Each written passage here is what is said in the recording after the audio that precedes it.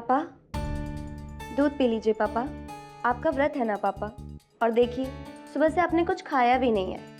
लीजिए, दूध पी लीजिए।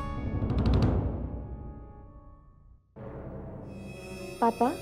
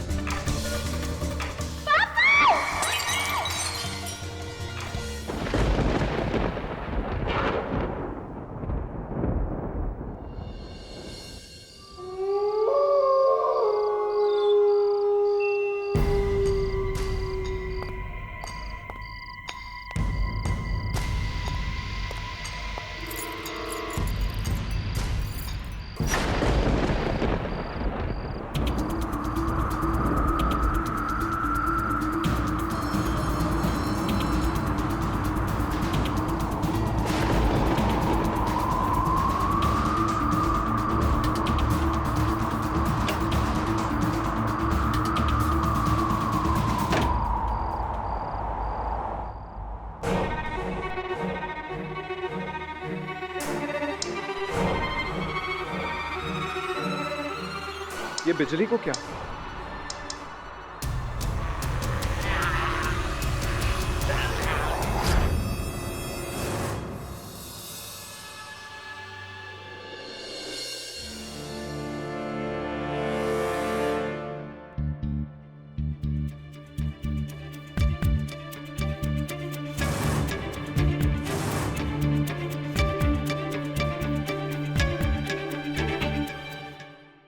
Müsaade безумно.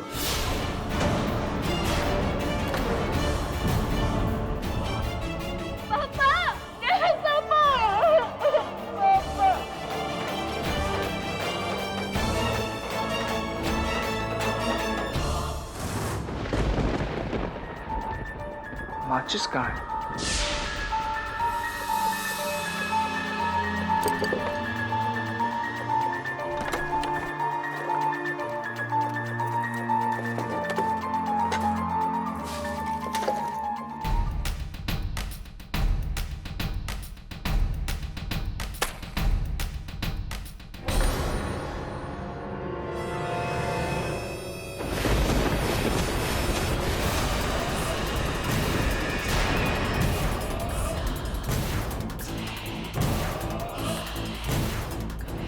कौन? बेटा रवि, नाना जी, मुझे मार दिया गया है। मुझे उन लोगों ने मार दिया है।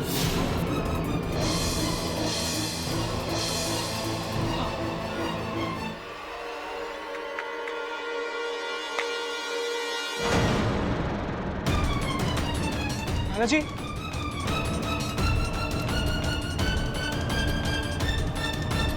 नाना जी,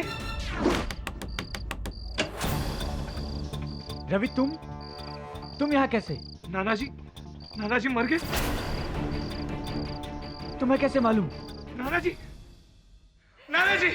तू यहाँ कैसे आ गया? चल निकल यहाँ से। आप ही लोगों ने नाना जी का खून किया। क्या बकवास कर रहा है तू? बकवास नहीं कर रहा हूँ। भैया रुकिए, मैं बात करती हूँ। रवि पापा गुजर गए। लेकिन तुम्हें ये बात कैसे पता चली? मौसी, नाना जी ने खुद मुझे बताया। क्या कह रहे हो?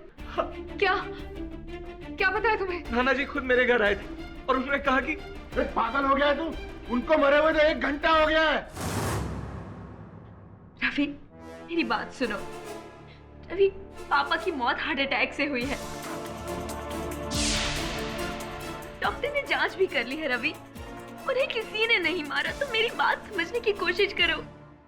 बाबूजी चल नहीं सकते थे, वो व्हीलचेयर पे थे। पता नहीं है तुम्हें? वो सब मुझे नहीं पता। मुझे बस इतना पता है मौसी कि नाना जी मुझसे अभी अभी मिलने आए थे और उन्होंने कहा कि घर में से किसी ने उनकी हत्या की है। वो मर चुके हैं रवि। अब वो तुम्हारे पास नहीं आ सकते। आ सकते हैं।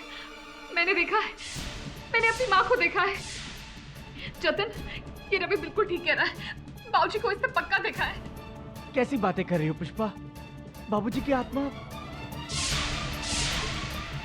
गॉड, अरे ये पागल हो गया। इसे घर में किसने घुसने दिया इसको? एक सेकंड प्लीज, एक सेकंड। मुझे लगता है कि रवि सही कह रहा है। अरे अब तुम्हें भी क्या बाबूजी ने आकर बताया है? भैया आप ये देखिए, इनकी जबान काली पड़ गई है। शायद डॉक्टर्स ने इनकी जबान चेक नहीं की है। नेचुरल डेथ में जबान काली नहीं पड़ती है। इन्हें जहर दिया गया है, ऐसी किस्म का जहर जिसका असर देर से पता चलता है। मैंने कहा था किसी ने नाना जी की जान ली है। हमें पुलिस को इन्फॉर्म करना ही होगा।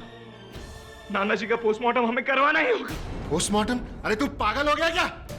पोस्टमार्टम? भैया ये गलत कहाँ कह रहा है? मेरी भी राय यही है, हमें पोस्टमार्टम करवाना चाहिए। देखिए, अगर बाबूजी का वाकई खून हुआ है तो कातिल का पता लगाना बहुत जरूरी है।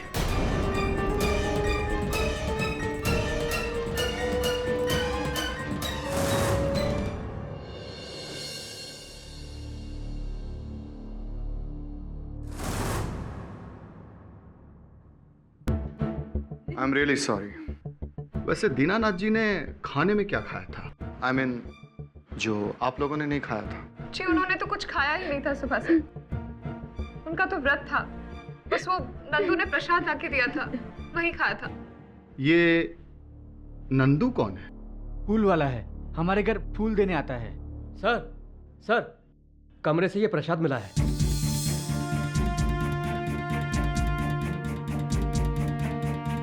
तो ये वही प्रसाद है जो? जी वही है।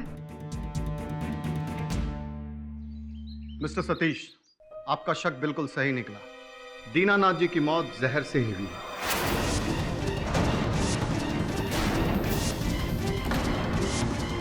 और वो जहर उनके प्रसाद में था, जो कि हमें उनके कमरे से मिला।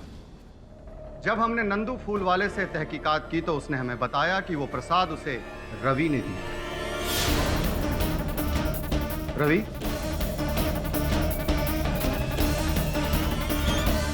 रवि, क्या मैं सही कह रहा हूं? जी हाँ इंस्पेक्टर साहब, नाना जी को प्रसाद मैंने ही भिजवाया था, पर उसमें जहर मैंने नहीं मिलाया। झूठ बोल रहे हैं आप, बकवास कर रहे हैं आप। आपके घर से हमें ये जहर की शीशी मिली, जिसमें अभी भी जहर बाकी है।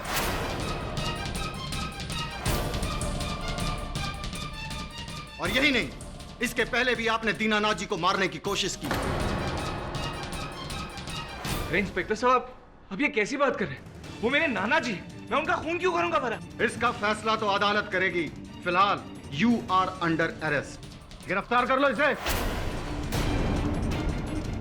अरे मामा जी बताइए इनको, मैं नाना जी का खून नहीं कर।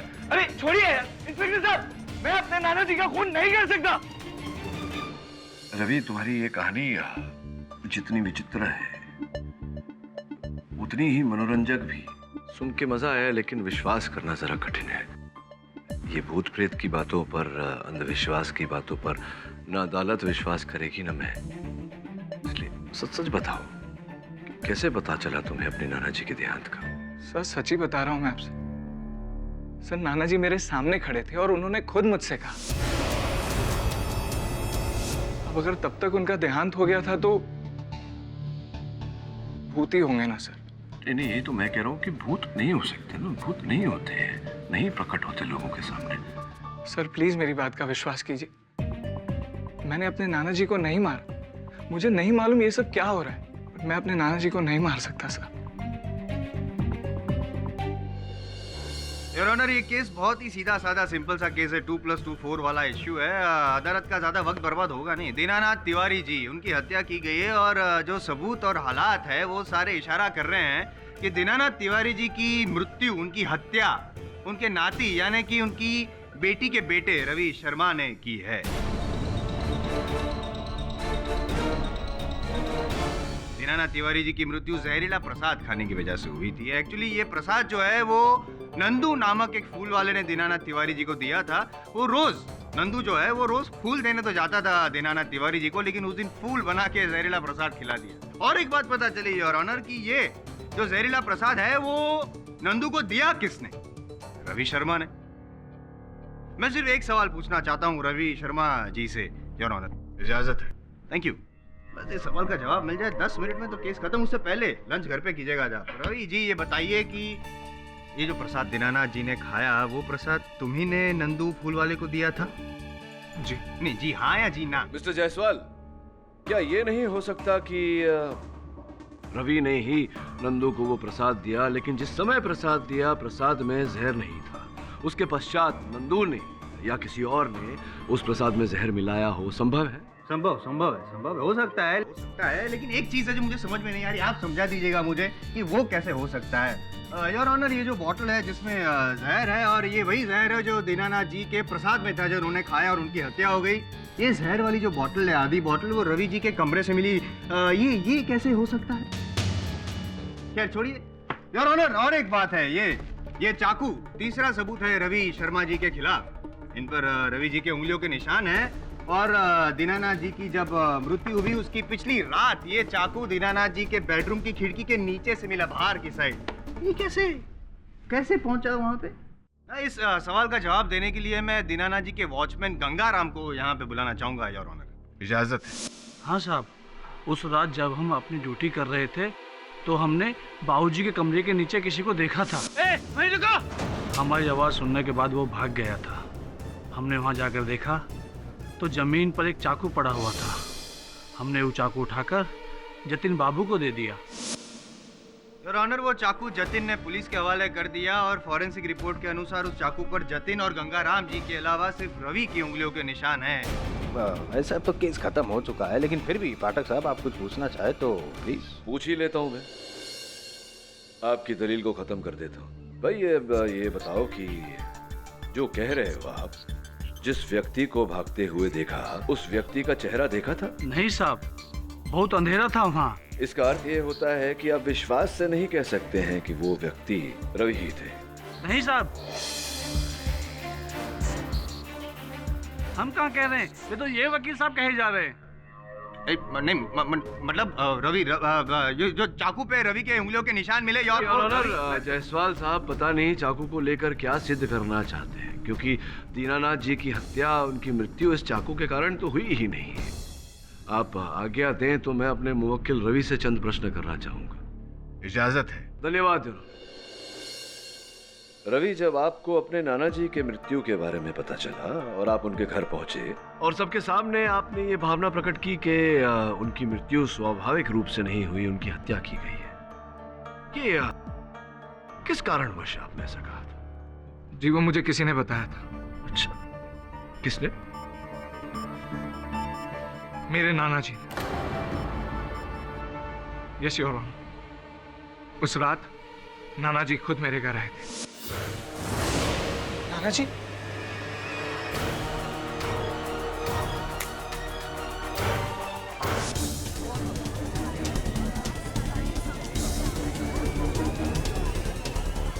भूत मतलब रवि जी भूत वाली बातें करके अदालत को, इस केस को गुमराह कर रहे हैं योर ऑनर। और पाठक साहब, आप भी क्या इतने सीनियर लॉयर हो के हैं? अरे नहीं जायसवाल साहब, भूत प्रेत में तो मैं भी नहीं मानता। मैं केवल अदालत को ये समझाने का प्रयास कर रहा था कि रवि ने अगर ये हत्या की होती तो स्वयं उस घर में क्यों जाते और सबको क्यों बताते कि दीनानाथ जी की मृत्यु स्वाभाविक रूप से नहीं हुई, उनकी हत्या हुई। पोस्टमार्टम रिपोर्ट की मांग भी इन्होंने की थी। तो ऐसा करके अगर इन्होंने हत्या की होती तो इन्होंने तो पूरा ये जो मुसीबत है अपने सर मोड़ दिया ना। तो चुप रहते तो नहीं, चुप नहीं रहते। चुप रहने से प्लान फेल हो जाता पाठक। अच्छा, हाँ, क्योंकि योर ऑनर ये घर पे जाके जो परिवार वाले हैं दीनानाथ जी के, उन पर से किसी पे इल्जाम लगाना चाहते थे, क्योंकि पूरे परिवार से इनको नफरत थी। ये तो मैंने रोक दिया, टोक दिया, वरना रवि जी ये भी कह देते कि उनके नाना जी के भूत ने ये भी बता दिया है कि हत्यारा कौन है। और भूत वाली बात इसलिए छेड़ी क्योंकि उनको पता था कि जो पुष्पा जी है वो अंधविश्वासी है और इस भूत वाली बात पे बहुत आसानी से भरोसा कर लेगी। नहीं, आप ये कहना चाहते हैं कि रवि जी को घृणा थी उस परिवार में से किसी से, या पूरे परिवार से? पूरे इसीलिए इन्होंने ये षड्यंत्र। इसीलिए अच्छा, तो साबित तो करिए। हाँ, नहीं, लेकिन मैं नहीं बोलूंगा, मैं बोलूंगा नहीं ये, क्योंकि मेरी बात पे विश्वास नहीं करेंगे ना आप। इसलिए योर ऑनर, मैं दीनानाथ जी के जो सुपुत्र है अजीत तिवारी, उनको यहाँ पे बुलाना चाहूँ। इजाजत है? योर ऑनर, इस रवि की माँ यानी कि हमारी बहन सुधा ने एक जुआरी और आवारा किस्म के इंसान से भागकर शादी कर ली थी, और इसी वजह से हमारे पिताजी ने उससे हमेशा हमेशा के लिए सारे रिश्ते नाते तोड़ दिए। कुछ समय बाद हमें यह समाचार मिला कि इसका बाप जो कि एक गुनहगार था, अपने गुनाहों के कारण उसे जेल जाना पड़ा और इसी वजह से हमारी बहन सुधा ने सुसाइड कर लिया। और ये रवि ये समझता है कि ये सब हमारी वजह से हुआ है। Exactly your honour. बदला और लालच, ये दो चीजें काम कर रही थी रवि के दिमाग में। बदला लेने के लिए दीनानाथ जी की हत्या की और फिर उनकी हत्या के इल्जाम में परिवार वालों को फंसाना चाहा। लालच, जो जायदाद चाहिए थी उसकी वजह से उनके घर भी पहुंच गए। That's it. जसवाल साहब देखिए, ऐसा नहीं है कि दीनानाथ जी की मृत्यु से केवल रवि को ही फायदा होने वाला था। 3 और व्यक्ति हैं जिनको फायदा होने वाला था। संभव है कि उन तीनों में से किसी ने दीनानाथ जी की हत्या की हो। योर ऑनर, दीनानाथ जी ने अपनी कोई विल नहीं बनाई थी, जिसके कारण उनके जायदाद के बंटवारे को लेकर परिवार में अशांति का वातावरण फैला हुआ था।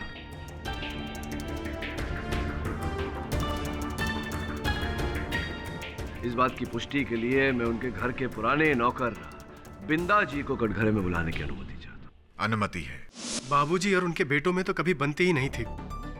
उनके छोटे बेटे जतिन, वो तो कभी कभार उनसे बात कर लिया करते थे, लेकिन उनकी पत्नी पुष्पा और अजीत, ये दोनों उनसे लड़ते झगड़ते रहते थे। ये जो झगड़े होते थे किस बात पर होते थे? पैसों के लिए वकील साहब। धंधे के नाम पर उनसे बहुत सारे पैसे ऐंठ लिए थे इन लोगों ने। बाबूजी ने उन्हें पैसे देने से इनकार कर दिया था। एक पैसा नहीं दूंगा तुम्हें। मेरी बरसों की कमाई तुम दोनों ने अपनी अय्याशी में फूंक दी। अय्याशी नहीं, बिजनेस किया है हमने। हाँ, जानता हूं मैं क्या बिजनेस किया तुमने। अरे क्या करोगी ये पैसा बचाकर? मरने के बाद हम दोनों को ही मिलने वाला है वो पैसा। तुम दोनों नहीं, रवि का और तुम्हारी बहन सुमन का भी बराबर का हक है उस पैसे पे। एक पैसा नहीं दूंगा उन दोनों को, एक पैसा। याद रखना, ये जो बिल है वो हम दोनों के नाम कर दीजिए आप, समझ गए? मर जाऊंगा लेकिन ऐसी बिल नहीं बनाऊंगा मैं अपने जीते जी रवि और सुमन पे कोई अन्याय नहीं होने दूंगा। और अगर ज्यादा जबरदस्ती की तो पुलिस पे जाके शिकायत दर्ज करवाऊंगा मैं। निकल जाओ तुम दोनों यहाँ से। भैया चलो यहाँ से। चलो तुम भी चलो। जान से मार डालूंगा मैं इस गुंडे को। मुझे धमकी देता है अपने बड़े बेटे को। भैया चलो, मैं समझाऊंगा। झूठ बोल रहा है ये नमक हराम। यही बाबूजी के कान भरता था। ऑर्डर मिस्टर अजीत, प्लीज अपनी जगह बैठ जाइए। योर ऑनर, सॉरी पाठक साहब, नौकर की बात पर कितना भरोसा किया जा सकता है? ये भी तो हो सकता है ना पाठक साहब कि रवि ने बिंदा प्रसाद जी को कुछ पैसे खिलाए हो, ये सारी बातें कहने के लिए इनके खिलाफ हो सकता है। हाँ, तो हो सकता है। तो ये भी हो सकता है कि आपने अजीत जी को पैसे दिए हो मेरे मुवक्किल रवि के विरुद्ध बोलने। पाठक साहब, मुझ पे इल्जाम लगा रहे हैं आप। आपको पता है, आप जानते हैं कि मैं जानता हूँ कि आप इतने शरीफ हैं। गली गली में आपके शराफत की चर्चा है। योर ऑनर, अभी बिंदा जी ने अदालत में जो बातें कही उन्हें प्रमाणित करने के लिए मेरे पास सबल साक्ष्य भी है।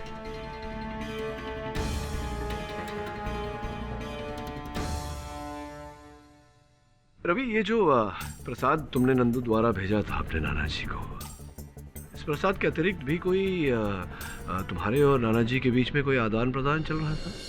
Yes sir. पिछले कुछ महीनों से मैं और नाना जी नंदू के माध्यम से एक दूसरे को चिट्ठियां पहुंचा रहे हैं और चिट्ठियों में नाना जी ने घर के हालातों के बारे में काफी कुछ लिखा है। योर ऑनर, जिन चिट्ठियों की बात कर रहे हैं वो चिट्ठियां इस समय मेरे पास यहाँ हैं। इससे इस बात की पुष्टि हो जाती है कि बिंदा जी जो कह रहे हैं वो बिल्कुल सही है। पढ़ के सुनाता हूँ योर ऑनर। मेरे प्यारे रवि, घर का माहौल अब और भी बिगड़ता जा रहा है। अजीत और पुष्पा विल बनाने के लिए मेरे पीछे पड़े हुए, मेरी जान के पीछे पड़े हुए। अच्छा है कि तुम इस माहौल से दूर हो और हो सके तो हमेशा दूर ही रहे। तुम्हारे माँ और पिता के साथ जो अन्याय मैंने किया, शायद मेरे वही पापों का ये फल है जो मुझे भुगतना पड़ रहा है। ढेर सारा प्यार, तुम्हारे नाना Dinanath. Your honour, handwriting experts इस बात का प्रमाण कर चुके हैं कि हस्तलिपि दीनानाथ जी की ही है। मानता हूं कि अजीत ने दीनानाथ जी को जायदाद के लिए परेशान किया, जान के पीछे पड़ गए थे, लेकिन जान ली ये तो साबित नहीं हुआ। कहने और करने में बहुत फर्क होता है योर ऑनर। वैसे तो आपके लिए भी मेरे मन में क्या फीलिंग्स हैं, मन तो मेरा भी करता है कि मैं समझ गया ना? समझ गया। अच्छी तरह से जानता हूं कि आपके मन में मेरे लिए क्या क्या विचार हैं। ये जो हिंसक विचार मेरे लिए हैं आपके मन में, इन्हें बाहर करने का एक सरल उपाय है। कभी कभार एक आध केस जीत जाए तो अपने आप ये हिंसक विचार बाहर हो जाएंगे, लेकिन मेरे होते हुए ये जरा कठिन है आपके लिए।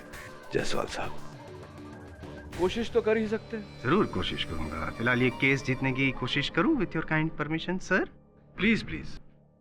योर ऑनर, ये जो सारे सर्कमस्टेंशियल एविडेंसेस हैं वो सारे रवि के खिलाफ है और पाठक साहब जो दावा कर रहे हैं कोई सबूत है नहीं। नहीं, मिल जाएंगे सबूत समय अनुसार योर ऑनर, मिल जाएंगे। The court is adjourned for the day.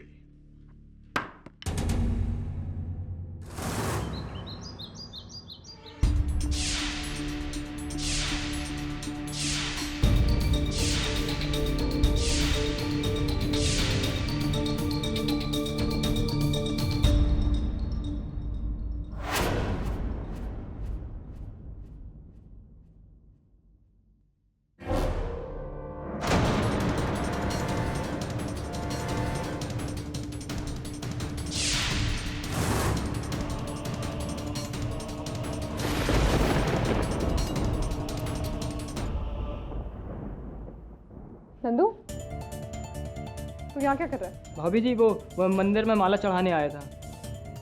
थैले में क्या है? दिखा। भाभी इसमें फूल हैं, देख लो। ठीक है, चल जा।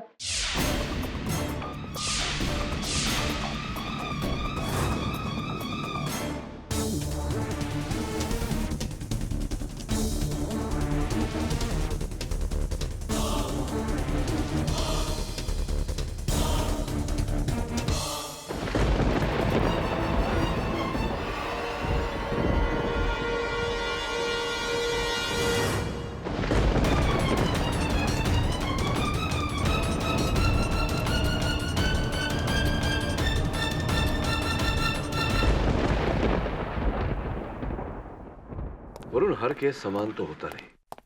अब अलग केटी बैड न्यूज है। नंदू का खून हो गया और उसका खून भी उसी जहर से हुआ जिससे कि दीनानाथ जी का खून हुआ था। बड़ी विचित्र बात है। भला नंदू को कोई क्यों मारेगा?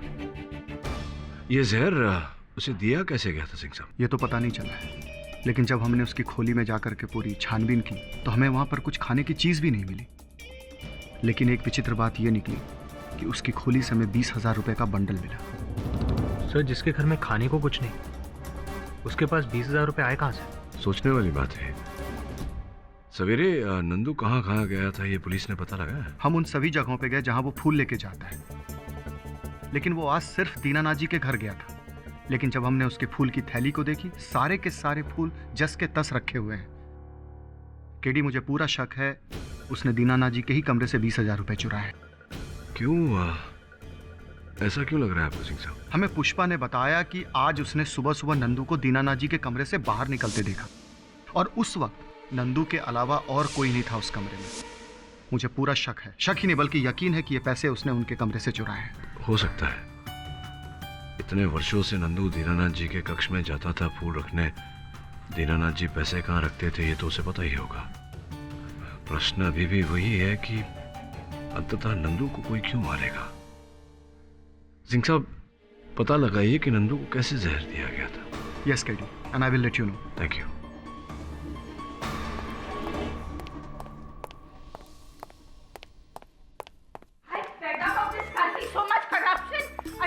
थोड़ा सा काम करने के वास्ते भी पैसा खिलाना पड़ता है। सब लोग पैसा खाता है, छोटा सा काम करने के वास्ते भी पैसा खाता है। देख लेना केडी, सब पैसा खा खा के मरेगा। जो पैसा खाएगा वो मरेगा। Everyone who eats money will die.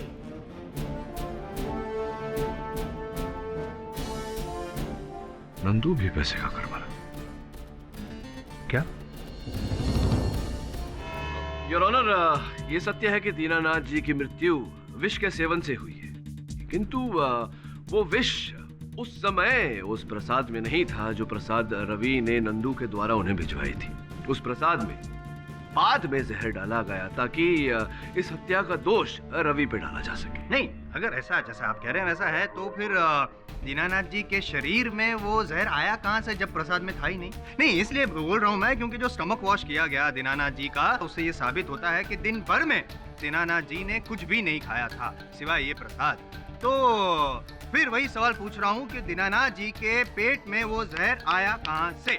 नहीं, मैं बताता हूँ। ये भी हो सकता है कि वो जो हत्यारा है योर ऑनर, उसने वो मुंह पकड़ के दीनानाथ जी के मुंह में ठोस दिया वो जहर। नहीं, और एक ऑप्शन है, ये भी हो सकता है कि दीनानाथ जी को ऐसा लगा होगा कि जिंदगी बीत गई, लाइफ में कभी जहर टेस्ट नहीं किया, चलो ट्राई करके देखते हैं, मुझे मरने का बड़ा शौक है। हो गया आपका? ओके। योर ऑनर, वास्तविकता तो ये है कि दीनानाथ जी के शरीर में जहर इन नोटों के बंडल द्वारा प्रवेश किया। मतलब दीनानाथ जी ये जहर वाली नोट खा गए? नहीं, चाट। क्या कर गए? चाट के? हाँ। नोट चाटता है कोई? नहीं, देखिए, एक कृपया कर इसे जरा गिनेंगे। रिश्वत नहीं नोटों को? मजाक कर रहा हूँ। गिनूंगा मैं, आप कहते तो जरूर गिनूंगा।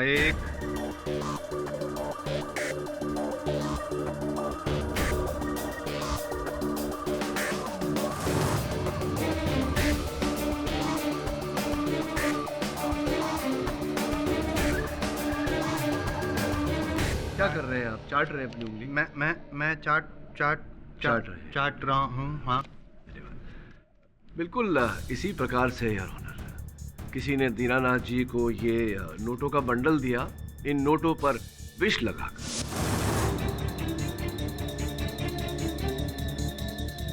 और जैसा कि कई लोगों की आदत होती है, उंगलियों को गीला करने के लिए वो अपने जीभ से चाट लेते हैं, दीनानाथ जी ने भी ऐसा किया और नोटों पे लगा विष उनकी उंगलियों द्वारा, उनके जीभ द्वारा उनके शरीर में प्रवेश कर गया।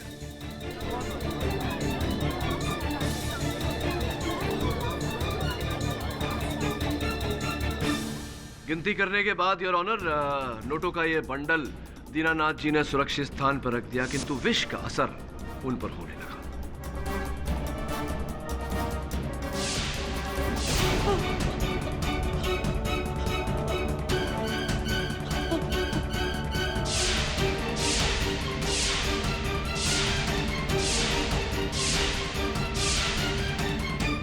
योर ऑनर, नंदू की मृत्यु भी वास्तव में एक यूं ही अकस्मात ही हुई है। जब उसने दीनानाथ जी से ये नोटों का बंडल चुराया, उसे नहीं पता था कि वो अपनी ही मृत्यु को निमंत्रण दे रहा है।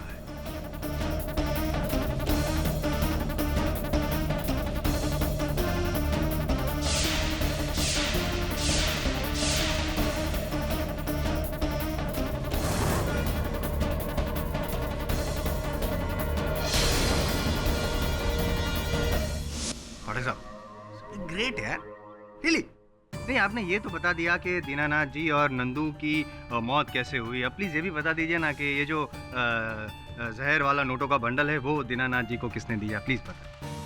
योर ऑनर, इस बात को प्रमाणित करने के लिए, साक्ष्य पेश करने के लिए मैं एक ऐसे व्यक्ति को कटघरे में बुलाना चाहूंगा जो कभी कभार दीनानाथ जी की देखरेख किया करते थे।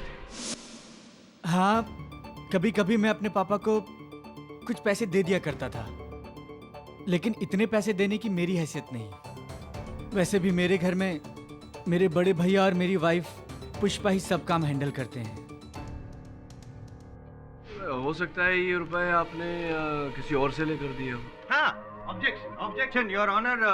अभी जतिन जी ने कहा कि कभी कभी वो पैसे दिया करते थे, से ये साबित नहीं होता ये जो नोटों का बंडल है 20,000 रुपए वाला जहर वाला, वो उन्होंने ही दिया था दीनानाथ जी को, नहीं ना? ऐसा आपको लगता है? अगर लगता है तो प्लीज साबित कर दीजिए ताकि मुझे बुरा ना लगे। साबित तो करूंगा योर ऑनर, लेकिन इसके लिए मुझे थोड़ा समय चाहिए। The court is adjourned for the day. देखिए अजीत जी, आप लोगों को कष्ट देने का उद्देश्य नहीं है हमारा। हम केवल एक रात दीनानाथ जी के शयन कक्ष में गुजारना चाहते हैं। हुआ ये कि कल एक बार फिर कल रात को रवि को दीनानाथ जी दिखाई पड़े और उन्होंने रवि से कहा कि उनकी हत्या का ये जो भेद है वो उनके कमरे में छिपा हुआ है। बस यही भेद जानने के लिए हम वहाँ एक रात बिताना चाहते हैं। खेड़ी साहब, क्या आप भी ये भूत प्रेत के चौचलों में विश्वास रखते हैं? अरे वो रवि झूठ बोल रहा है, वो ड्रामा कर रहा है। अब समझ नहीं रहे हैं? झूठ कौन बोल रहा है कौन नहीं, सच क्या है क्या नहीं, ये तो कल सवेरे तक पता चल ही जाएगा। एक रात की बात है जीत जी, बस।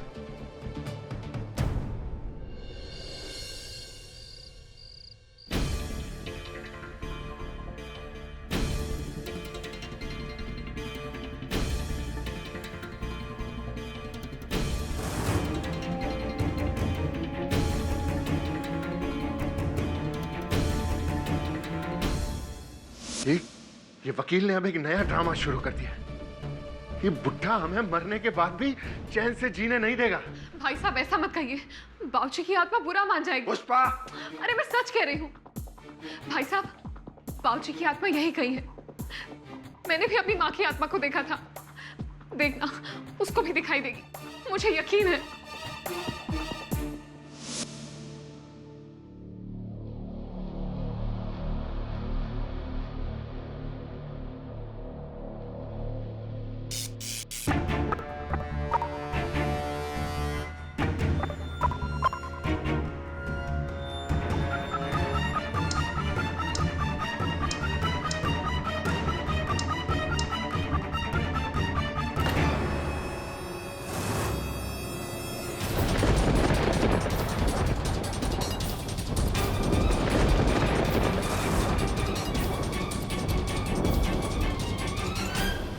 आप कौन?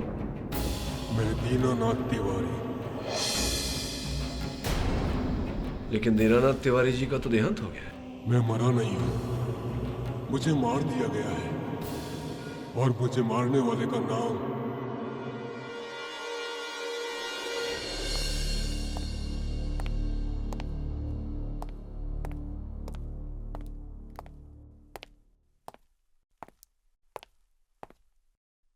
आए थे वो।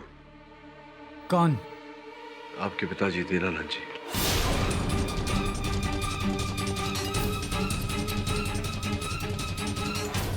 क्या कहा उन्होंने? कहा तो कुछ नहीं, बस हत्यारे का नाम बताया।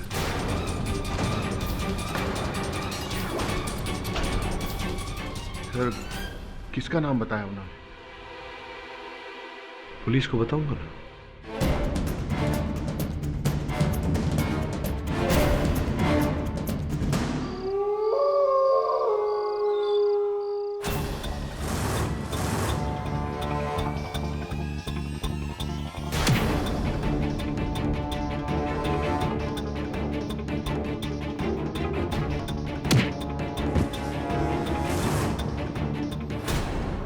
योर ऑनर, मेरे मौकिल रवि अदालत से विनती करना चाहते हैं, आपकी अनुमति हो तो। अनुमति है। योर ऑनर, जब कल रात लॉकअप में मैं बंद था, मुझे पता है आपको बिलीव नहीं होगा, पर नाना जी फिर मुझसे मिलने आए थे और उन्होंने मुझसे कहा कि वो आज यहाँ हमारे बीच आएंगे और अपने कातिल का नाम बताएंगे।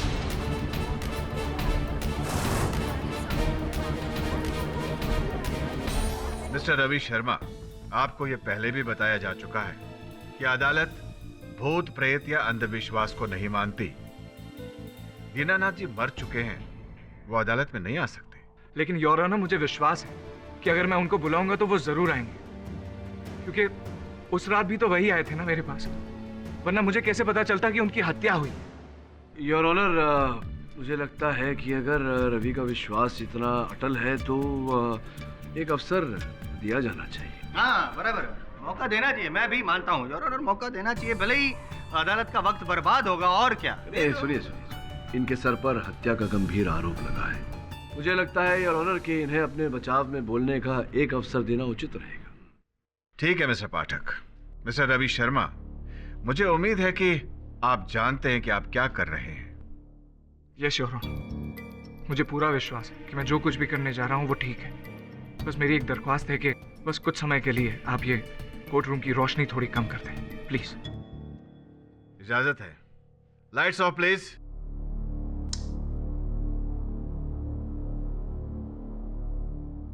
नाना जी, क्या आप मुझे सुन पा रहे हैं? नाना जी आपको आना होगा, आपने कहा था आप आएंगे और मुझे यहाँ से बचाएंगे। नाना जी क्या आप अपने नाते को बचाने नहीं आएंगे? आइए नाना जी, हम सबको यहाँ आपका इंतजार है। आपके नाते को आपकी जरूरत है नाना जी। मुझ पर झूठा इल्जाम लगा रहे हैं ये लोग। नाना जी आइए, नाना जी प्लीज आइए।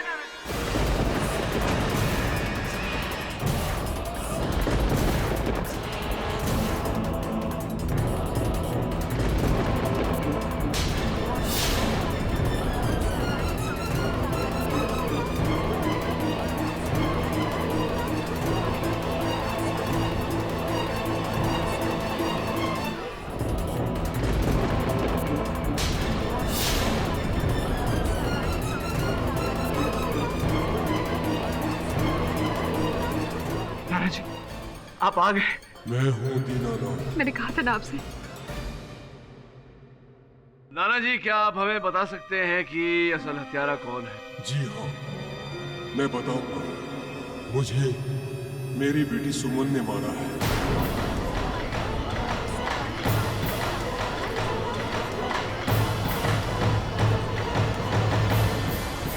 ये सब बकवास है, बकवास।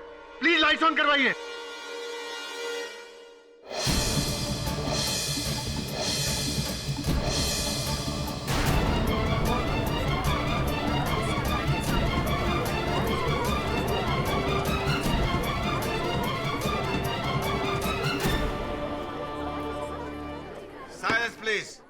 क्या मतलब ये तो बिंदा प्रसाद है, मतलब ये क्या मजाक, मतलब बिंदा प्रसाद ही है। तो ये और ऑनर की सच्चाई को सामने लाने के लिए मुझे ये छोटा सा खेल खेलना पड़ा। क्षमा चाहता।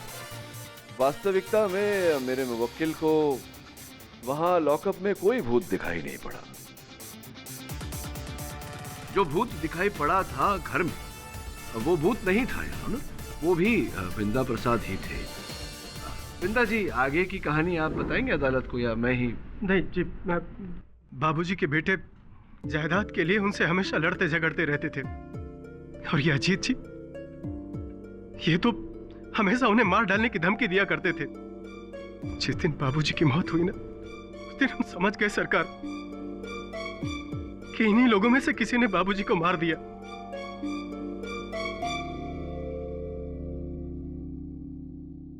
लेकिन हम गरीब किससे कहते? पुलिस या कोई और हमारी बात सुनता क्यों? क्यों विश्वास करते लोग हमारे ऊपर? इसलिए हमने एक निर्णय लिया और भूत बनने का नाटक किया। मैं जानता था कि रवि अपने नाना से बहुत प्यार करते थे। वो उनकी मौत की छानबीन जरूर करवाएंगे। सरकार, जिस दिन बाबूजी की मौत हुई ना, उस रात मेरे सर में बहुत दर्द था।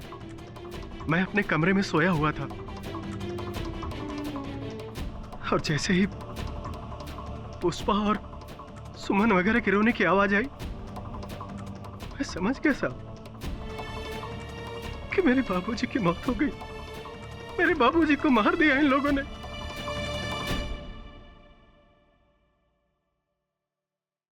मैंने चुपके से बाबूजी के कपड़े पहने और घर से निकल गया और रवि के घर पर चला गया। लेकिन वहां पर रवि नहीं था। मैं बिजली बंद करके रवि का इंतजार करने लगा।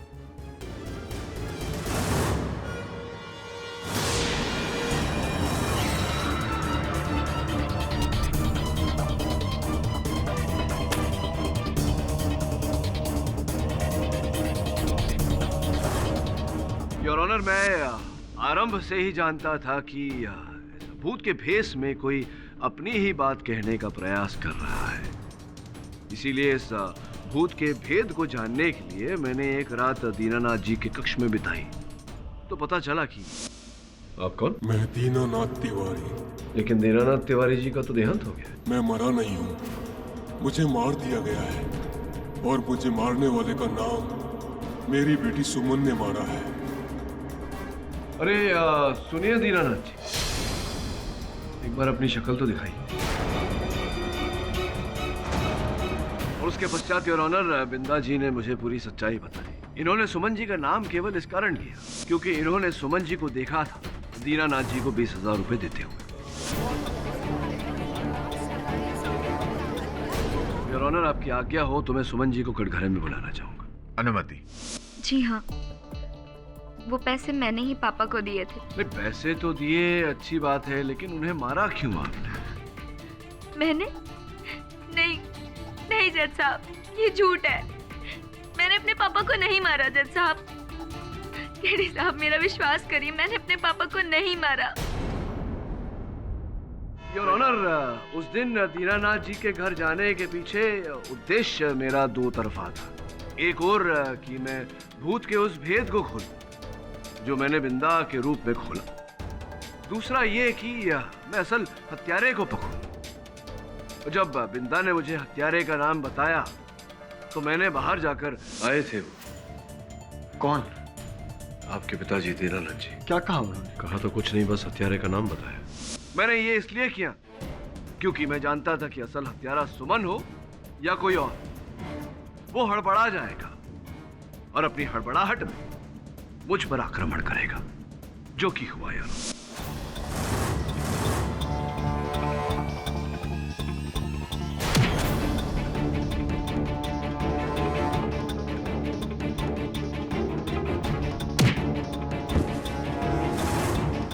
योर ऑनर, मेरे हाथों में आ गई कान की ये बाली, जिसका अर्थ ये हुआ कि जिसकी भी ये बाली थी उसका कान कट चुका था। सुमन जी विश्वास करते हैं आप पर कि आपने अपने पापा को नहीं मारा, किंतु परंतु आप पर, आपकी बातों पर जितना विश्वास मैं कर पा रहा हूं, दुर्भाग्यवश आपके पतिदेव की बातों पर उतना विश्वास नहीं हो रहा मुझे। सतीश जी आइए ना। ये क्या हुआ, आपके कान में चोट लग गई? वो जी दरअसल वो, चलिए जाने दीजिए इस बात को। तो ये बताइए, आपकी बाली है? जी नहीं, ऐसी बालियां तो बाजार में मिल जाती हैं, किसी की भी हो सकती हैं। हाँ, बात तो सही है आपकी, ऐसी तो बालियां अनेक मिलती हैं बाजार में, कटे हुए कान नहीं मिलते। आपके कानों में ये चोट कैसे कट गया कान? ये जी बात दरअसल ये है कि नहाते समय टॉवल मेरी बाली में फंस गया था और मेरा कान कट गया। झूठ बोल रहे हैं आप सतीश जी। सत्य तो ये है योर ऑनर के इन्हीं ने दीनानाथ जी की हत्या की। यही थे जिन्होंने उन नोटों पर जहर लगाया और अपनी पत्नी के जरिए दीनानाथ जी तक पहुंचाया। यही थे जिन्होंने मुझे मारने का प्रयास किया, मुझ पर आक्रमण करके। माने या ना माने, आप ही थे सतीश जी। और इस बात का एक और साक्ष्य है मेरे पास। योर ऑनर, जिस दिन दीनानाथ जी की हत्या हुई उसके एक दिन पूर्व भी सतीश जी ने उन्हें मारने का प्रयास किया था, एक गुंडे को उनके शयन कक्ष में भेजकर। जब वो गुंडा घर के पिछवाड़े की पाइप से उनके शयन कक्ष में जाने का प्रयास कर रहा था, उसी समय मेरे मुवक्किल रवि वहां दीनानाथ जी से मिलने पहुंचे।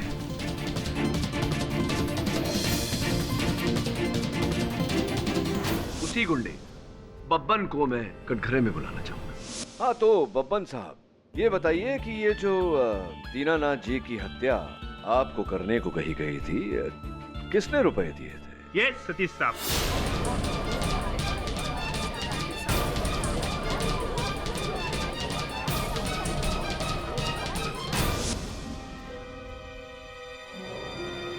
जी हाँ जज साहब, दीनानाथ जी का खून मैंने ही किया है।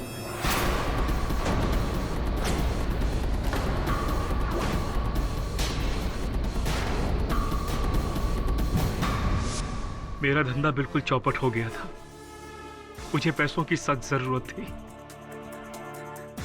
और मेरी पत्नी देवी का होता है, अपने पिता से बहुत प्यार करती थी और अपने दोनों भाइयों से भी।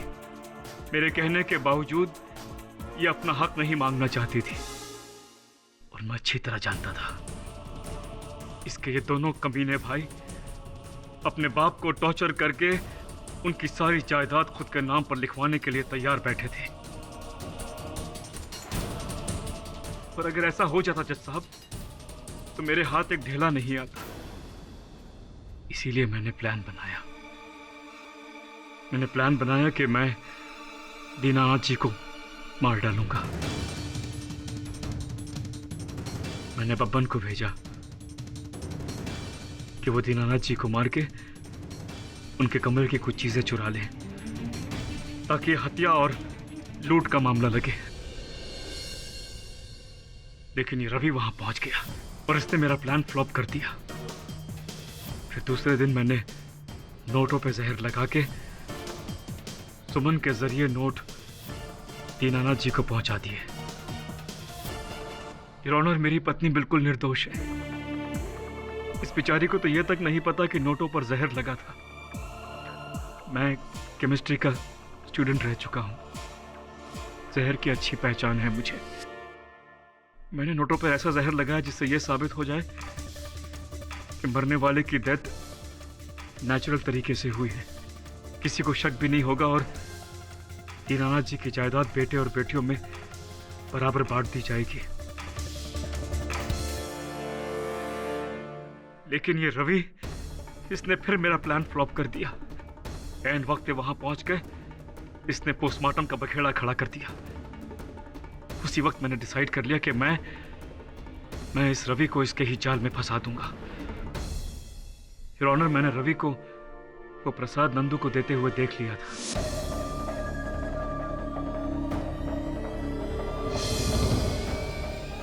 पुलिस के पहुंचने से पहले मैंने प्रसाद में वो जहर मिला दिया और वही बोतल मैंने रवि के घर में छुपा दी।